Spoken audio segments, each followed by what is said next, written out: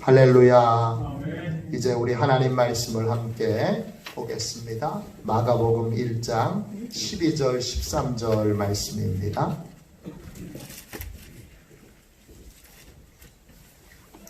마가복음 1장 12절 13절 말씀입니다.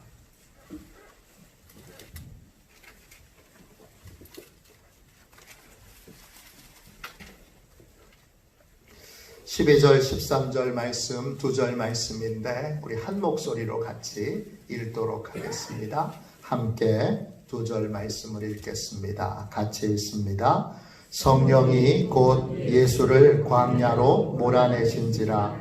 광야에서 40일을 계시면서 사단에게 시험을 받으시며 들짐승과 함께 계시니 천사들이 수종 들더라. 아멘. 할렐루야. 성령의 인도를 따르는 삶, 성령의 인도를 따르는 삶, 이런 제목으로 함께 은혜를 나누겠습니다. 추석 명절 행복하게 잘 보내셨나요? 코로나19가 추석의 풍경도 많이 바꿔놓았습니다. 예년에는 고향에 당연히 와야 하는데 이번 추석에는 부모님들께서 자녀들에게 얘야 올해는 오지 말아라 이렇게 미리 전화를 하시는 경우가 많았습니다. 고속도로 교통 체증도 예년에 비해서 훨씬 덜 했다는 뉴스도 있습니다. 제 아들이 부산에서 대학에 다니고 있는데 숙제가 많아서 명절 때 올라오지 못할 수도 있어요 했는데 추석 전날 비행기 타고 올라왔습니다. 요즘 비행기 값이 아주 저렴합니다. 그래서 아들이 요즘은 부산에서 서울 올라올 때는 거의 비행기를 탑니다. 추석 전날이라 비행기 좌석이 없겠지 이렇게 하고 검색을 해봤는데 예상외로 좌석이 많이 있었습니다. KTX를 타고 부산에서 서울까지 오려면 편도가 6만 원입니다. 왕복으로 하면 12만 원입니다. 제 아들이 비행기를 타고 왔는데 비행기는 여러분 편도가 9,900원입니다.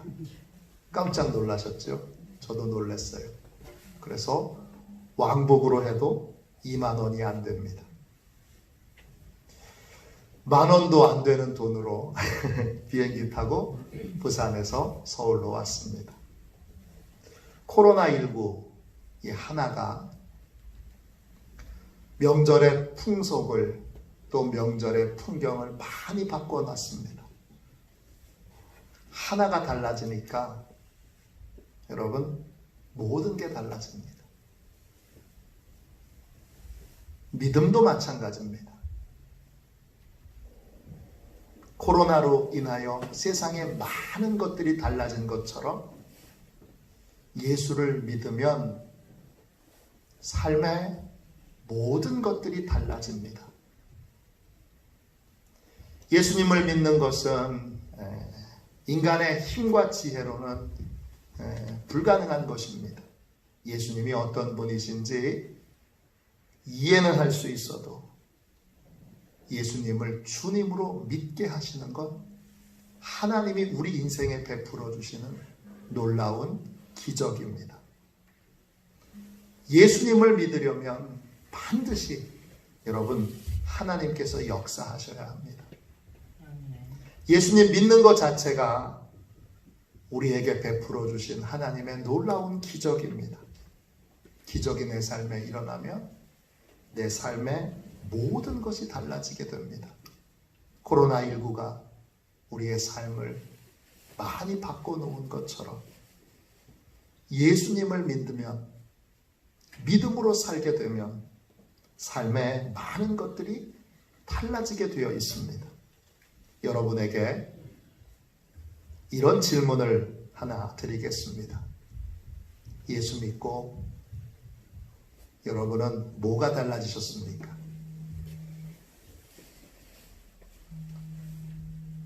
예수 믿고 여러분들은 뭐가 달라지셨습니까? 어떤 분은 대답할 게 많은 분도 계실 겁니다. 이런 분들은 예수 믿고 달라진 부분들이 많습니다. 어떤 분은 이 질문 앞에 힘들고 괴로운 마음을 품고 계신 분이 계실지도 모릅니다. 왜냐? 아무리 생각해봐도 예수를 믿는 건 맞는데 달라진 건 하나도 없기 때문입니다. 코로나도 세상을 이렇게 바꿔놨는데, 심지어 코로나가 여러분 미국 대통령도 걸려서 지금 미국이 큰 위기에 빠져 있지 않습니까? 이렇게 엄청난 변화를 코로나가 가져왔는데, 예수님을 믿고 구원받았는데도 아무것도 달라진 것이 없다면 도대체 이유가 뭘까요? 도대체 그 이유가 뭘까요? 성경은 그 이유를 우리에게 이렇게 말하고 있습니다. 예수님을 믿기는 하는데 믿음으로 사는 법을 배우지 못했습니다. 오늘 본문은 믿음으로 사는 것이 무엇인가? 이것을 우리에게 설명해 주고 있습니다. 예수님께서 요한에게 세례를 받으셨습니다. 그때 예수님은 놀라운 경험을 합니다. 성령 세례를 받으셨고 천국을 미리 보셨고 하나님의 음성을 들었고 하나님의 뜨거운 사랑을 체험했습니다. 그런 다음 이 놀라운 은혜를 체험한 다음 예수님은 어떻게 되셨습니까? 오늘 12절 말씀 보세요.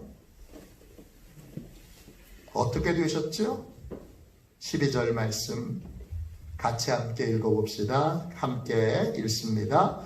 성령이 곧 예수를 광야로 몰아내신지라. 놀라운 은혜를 체험한 예수님은 그 다음에 어떻게 되셨습니까? 예수님은 성령님의 이끄심을 따랐습니다. 성령님께서 예수님을 광야로 몰아내셨습니다. 몰아내셨다라는 말은 헬라어로 ekbal로입니다. 뜻은 내던지다, 내보내다, 쫓아내다 이런 뜻입니다. 우리 성령님은요 매우 인격적인 분이셔서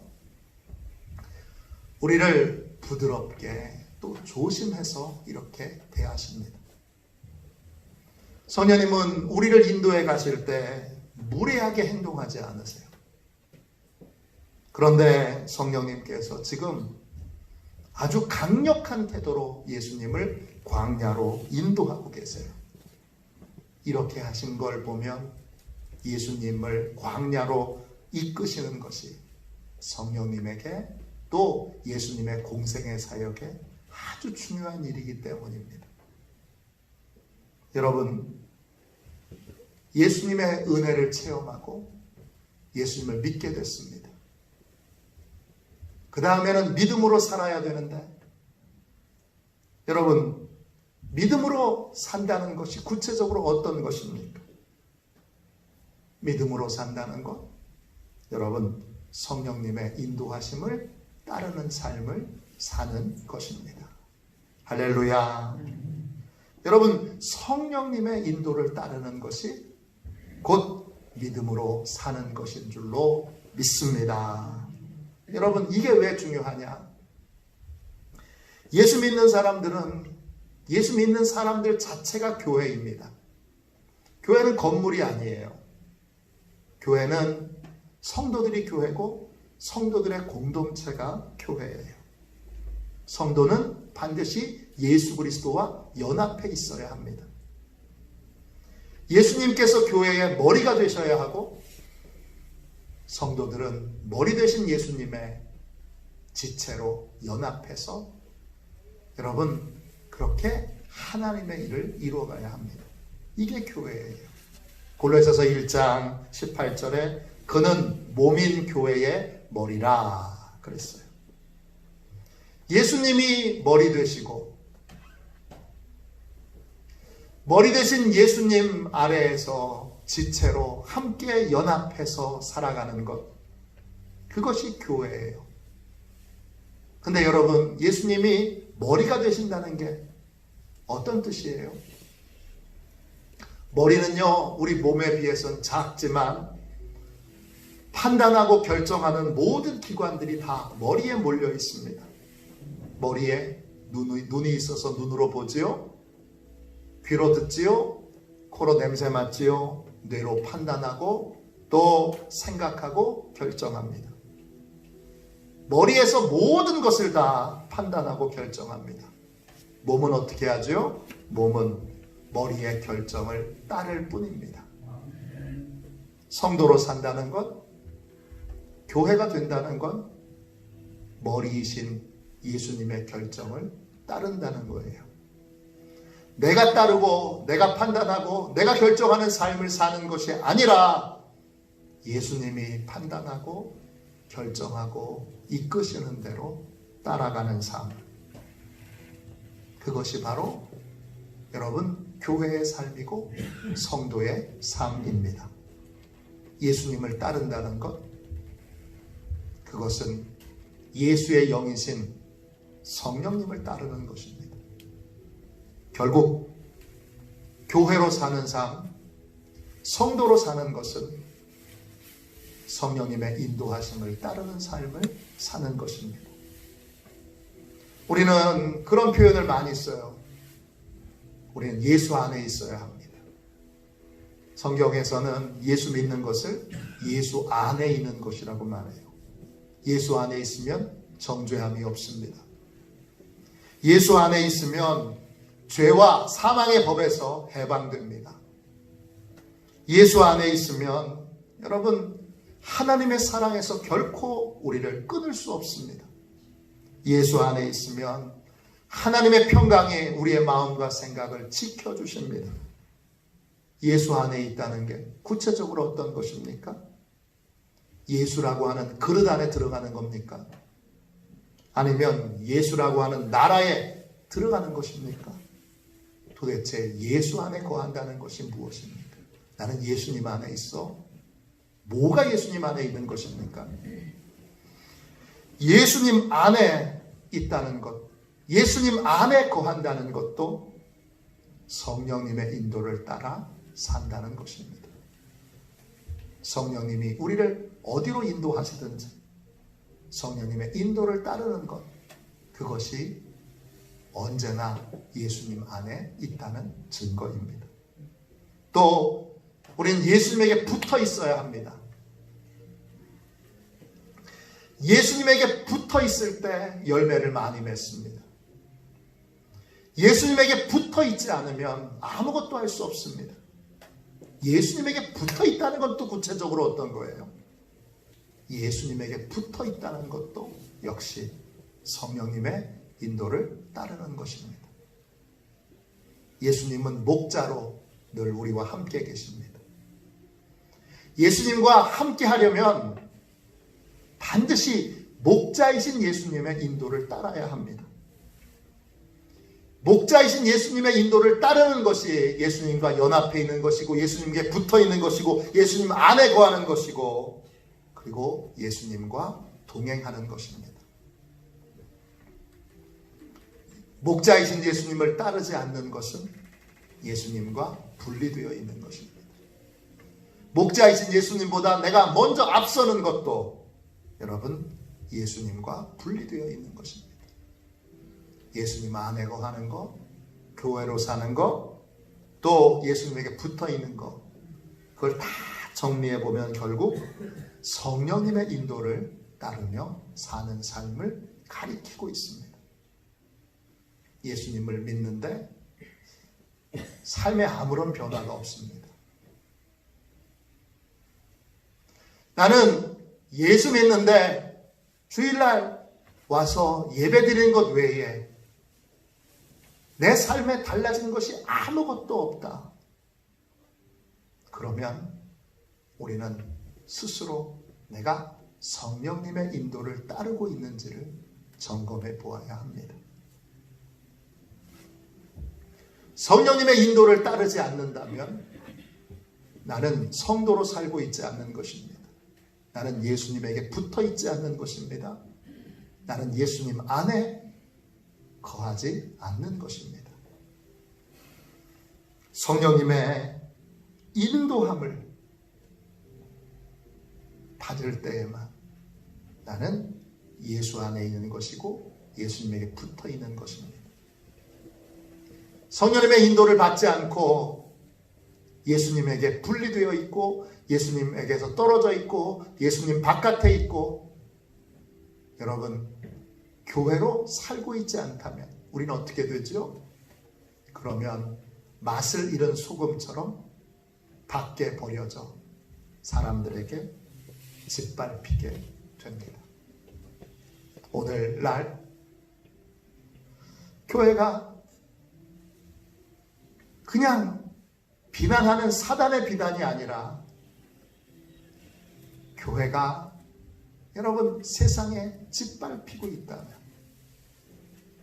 그 이유는 우리가 성령님의 인도를 따르지 않고 있기 때문입니다. 여러분 성령님의 인도를 따르지 않으면 어떻게 됩니까? 줄기에서 잘려진 가지처럼 밖에 버려져 말라버립니다. 나는 왜 예수님을 믿는데도 충만한 기쁨을 누리지 못할까? 나는 예수님을 믿는데 왜 충만한 은혜를 공급받지 못할까? 나는 왜 기쁨과 평안과 감사가 넘치는 삶을 살고 있지 못할까? 왜 나는 계속 예수 믿는데도 말라만 갈까? 내 영혼은 왜 계속 메말라만 갈까? 이렇게 질문을 갖게 된다면 제일 먼저 성령님의 인도를 받고 있는지, 나는 성령님이 인도하시는 대로 따르고 있는지를 확인해 봐야 합니다. 그렇지 않다면 어떻게 됩니까? 여러분, 줄기에서 잘려진 가지는 버려져 말라지고 사람들이 주워다가 불에 던져버립니다. 예수님을 믿는다면 우리는 반드시 예외 없이 반드시 성령님의 인도를 따르는 훈련을 해야 합니다. 하나님께서 우리에게 은혜 주시고 왜 믿음 주셨습니까? 예수님을 믿는 것이 기적인데 하나님이 왜 우리 인생에 그런 기적을 행하셨습니까? 믿음을 갖게 하시는 은혜를 베풀어 주시는 이유가 무엇입니까? 믿음으로 성령님을 따르는 삶을 살게 하기 위해서입니다. 성령님을 따르려면 믿음이 필요합니다. 믿는 자만이 성령님을 따를 수 있습니다. 믿지 않는 자는 불안해서 성령님을 따를 수 없습니다. 믿음이 없는 자는 의심이 돼서 성령님을 따를 수 없습니다. 그러나 믿는 자만, 여러분 오직 믿는 자만 성령님을 따를 수 있습니다. 믿는다고 여러분 고백하면서 나 예수 믿어요, 나 예수님 진짜 믿어요, 이렇게 고백하면서 성령님의 인도를 따르지 않는다면 그 믿음은 가짜이거나 쓸모없는 믿음입니다. 은혜를 받았고 믿음을 가졌다면 반드시 우리는 성령님의 인도를 따라야 합니다. 예수님이 나의 구세주임을 확신한다면 우리는 반드시 성령님을 따라야 합니다. 믿음의 가장 중요한 목적은 성령님의 인도를 따르기 위해서입니다. 예수님께서 이 사실을 분명히 우리에게 보여주십니다. 예수님께서는 요한에게 세례를 받으시면서 많은 하나님의 은혜를 체험하셨습니다. 그런 다음 예수님은 성령의 인도를 따르십니다. 성령의 인도를 따른다는 것은 여러분 엄청나게 큰 인생의 결단을 한다는 것은 아닙니다. 성령님은 아주 인격적인 분이시기 때문에 우리의 삶의 작은 부분부터 인도하기를 원하십니다. 우리의 삶의 사소하고 또 우리가 신경 쓰지 않는 작은 부분부터 우리는 성령님의 인도를 따라야 합니다. 거기서부터 시작하는 것입니다. 큰 거를 성령님의 인도를 받아 인생을 확확 바꾸는 일들을 하기 전에, 인생의 엄청난 결단을 하기 전에 성령님은 우리가 사소하게 무시해버리는 아주 작은 것부터 우리의 삶을 인도해 가시기 시작합니다. 그럴 때 우리는 성령님의 인도를 따라야 합니다. 시앙 앙탄이라는 목사님과 더글라스 그레그라고 하는 목사님이 공동으로 쓰신 성령과의 즐거운 동행이라는 책에 이런 얘기가 나옵니다. 더글라스 그레그 목사님께서 프랭크 루박 선교사님이 쓰신 프랭크 루박의 편지를 읽고 프랭크 루박의 일기를 읽고 항상 깨어서 이제 하나님의 인도를 받는 훈련을 스스로 하기 시작합니다. 자동차를 몰고 가다가 신호 대기가 서면 법과 질서를 세워주신 하나님께 감사 기도를 드렸습니다. 자동차를 타고 가다가 지나가는 사람들을 보면 그 영혼을 구원해 주시도록 하나님 앞에 기도를 드립니다. 늘 마음속에 하나님을 찬양하고 예수님을 찬양하는 그러한 찬양을 계속 마음에 되뇌이며 그렇게 하루하루를 살아갑니다. 이렇게 늘 하나님의 인도를 받는 삶을 살아야 되겠다 결단했던 그 주간 마음을 다해서 하나님의 음성에 귀 기울이며 하나님 뭘 할까요? 어떻게 할까요? 그렇게 하나님의 음성에 귀를 기울이고 있는데 여러분 하나님이 첫 번째로 더글라스 글레그 목사님에게 해주신 말씀이 뭔지 아십니까? 집에 들어갔더니 하나님께 아주 집중하여 그렇게 하나님의 음성을 듣고 순종하기로 결심하여 집중하여 하나님의 음성을 들었더니 하나님이 첫 번째 해주셨던 말씀이 이것입니다.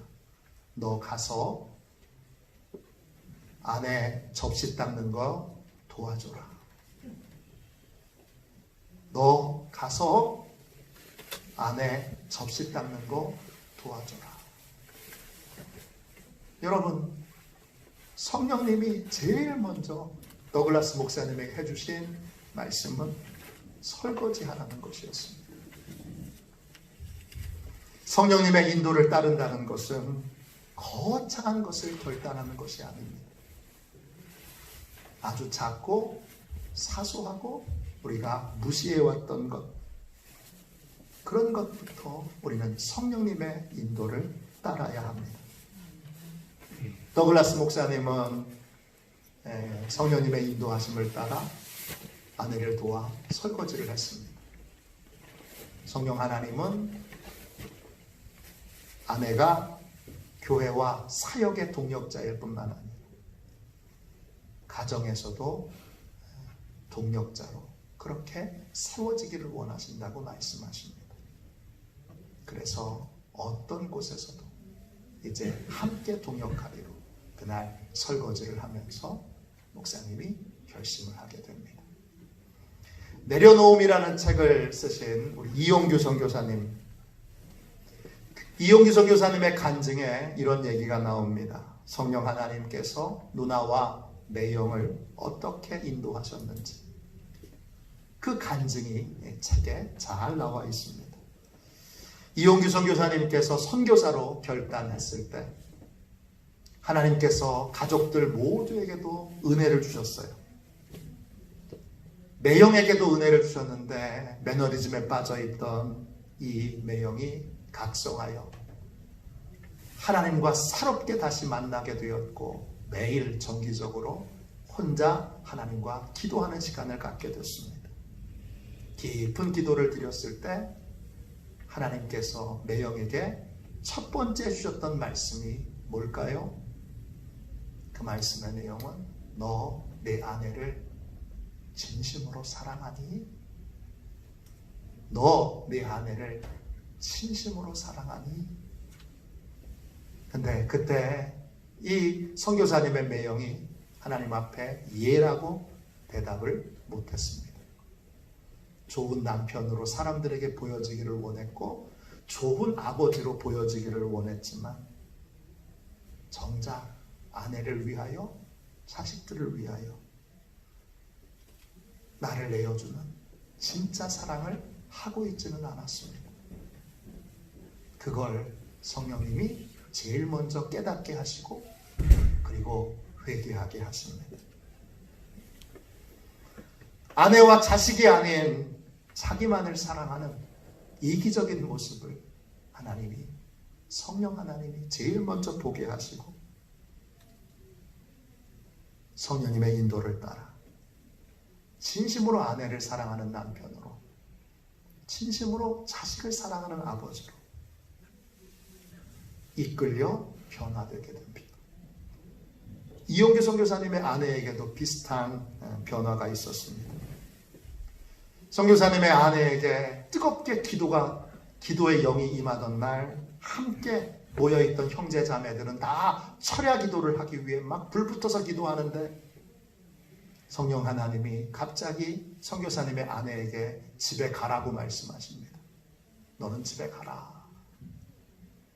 그래서 성령 하나님이 강력하게 말씀하셔서 집으로 갑니다. 잠자리에 눕기 전에 하나님께 다시 조용히 기도를 드렸더니 하나님이 이렇게 말씀하십니다. 사랑스러운 아내가 되거라. 사랑스러운 아내가 되거라. 선교사님의 아내는 숫기가 없어서 애교를 떨고 또 칭찬을 하고 남편을 격려하는 일들을 전혀 못합니다. 그래서 남편이 좀 위로받기를 원해도 위로를 해주지 못합니다. 그런데 그날 사랑스러운 아내가 되어라.